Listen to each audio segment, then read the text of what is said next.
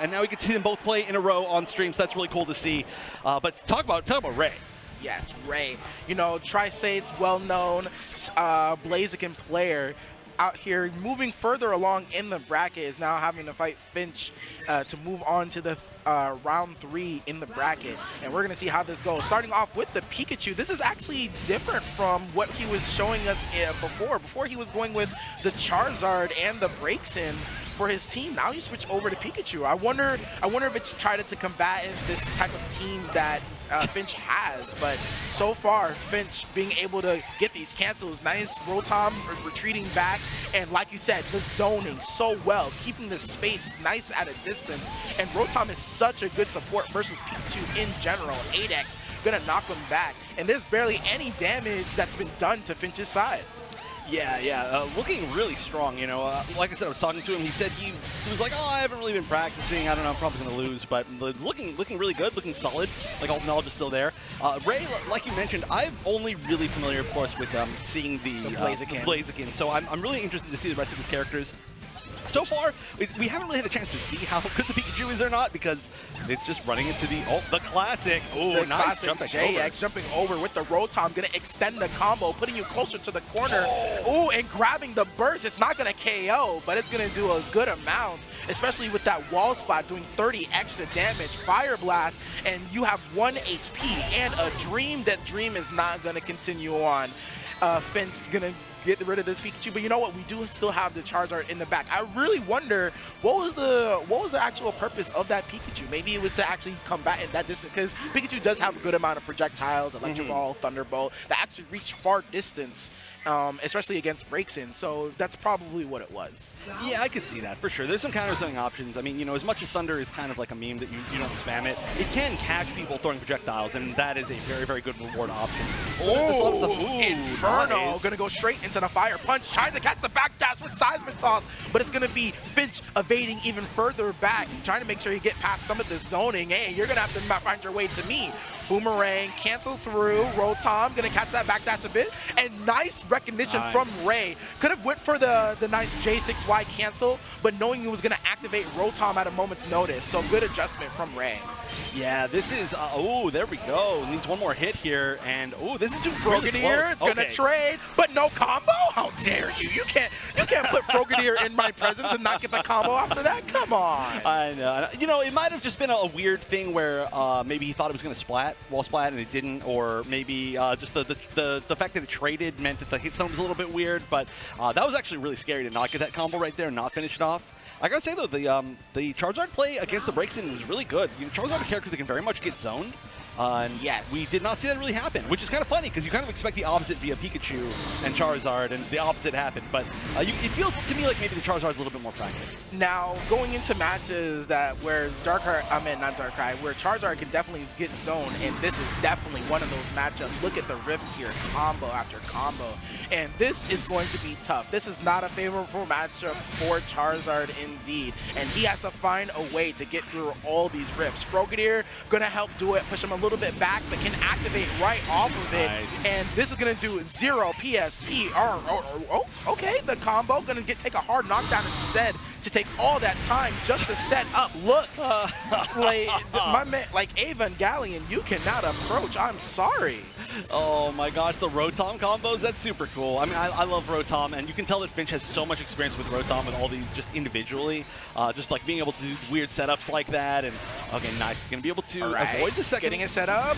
Oh, and going through the Fire Punch, but not being able to get the hit. CA actually going to take it out against the JX. It was a little bit weird going off of the hit versus the armor, but I think he maybe possibly tried to jump to make sure he evaded the CA, but there wasn't enough time. And now another unfavorable matchup going against Darkrai is Blaziken.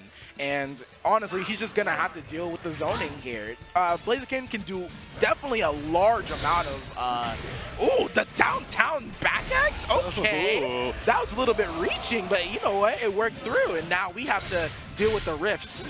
Back and forth. Honestly, I think maybe Rey didn't even think that was going to reach from that range, and that was just like perfectly max range, and that's why Finch went for it. Ooh, and the patience paying off. Rey finding his opening. You know what? A grab. Gonna make sure we actually take the time to approach because we want to always close the distance. And nice, catching the backdash retreat on that. Eevee gonna return some of that HP, but the 8X gonna go into a beautiful combo. Dark Pulse and the Bad Dreams Rising on top of it. And anytime the Bad Dreams Rising happens, it's a reset of phase shift points. Where are you going?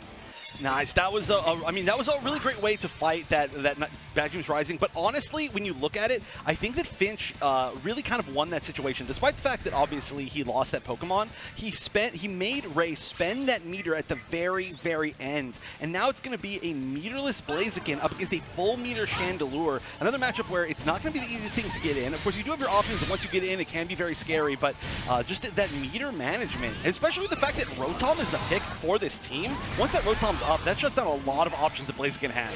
And nice call out with the Tatsu being able to get through the projectiles. Ooh, high jump kick. It's going to be a beautiful amount of damage. Look at this, Chef.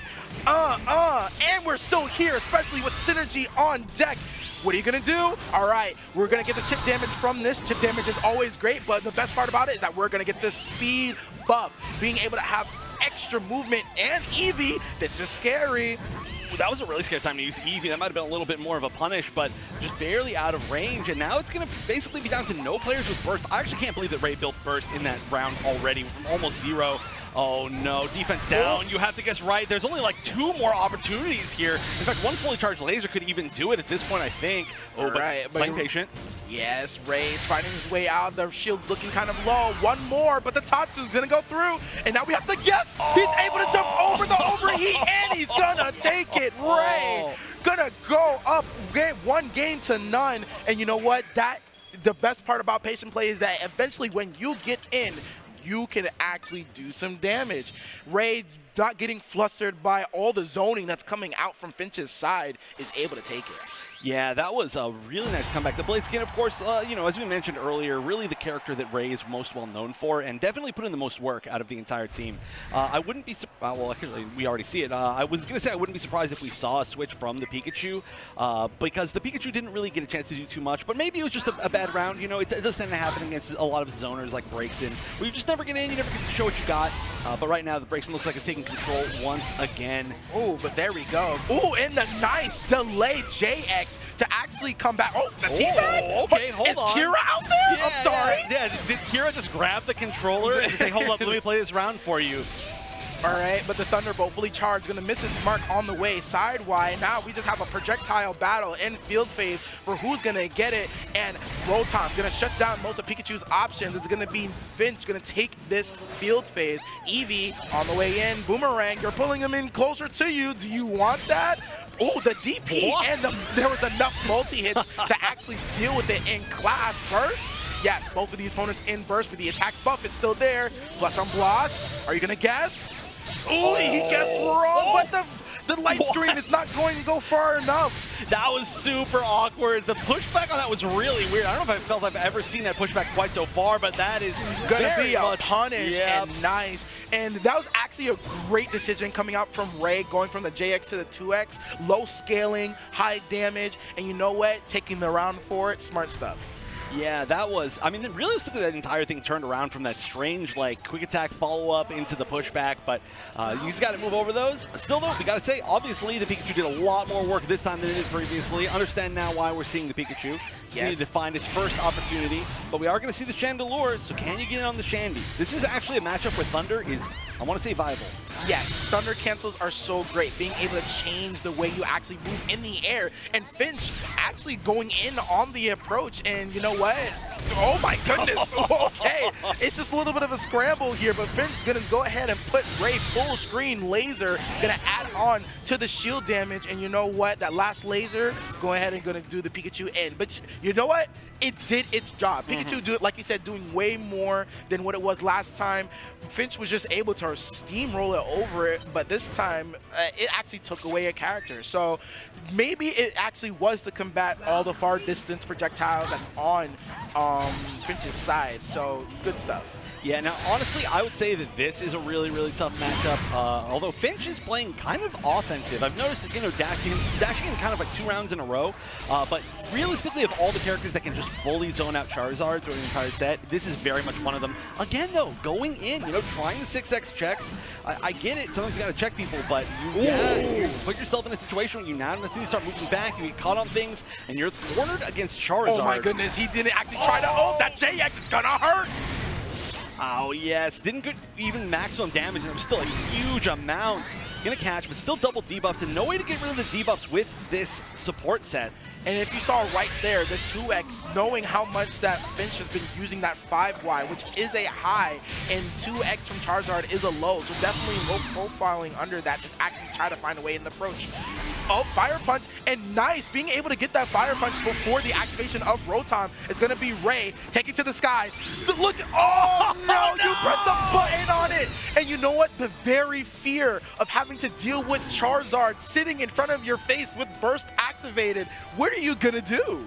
I know, that was so scary. But you know what I got to say? Never play chicken with a Blaziken player. That's all I got to say. You don't do it. You just don't do it. But that was a really, really good delay on that burst attack just to check things. I mean, that was pretty scary, honestly. You know, you can't react to the anti-airs coming out, so it's just really all down to who's going to lay that button perfectly, and it was Rey in the end. So you can see a huge lead this time. This Darkrai has to take down a character and a half.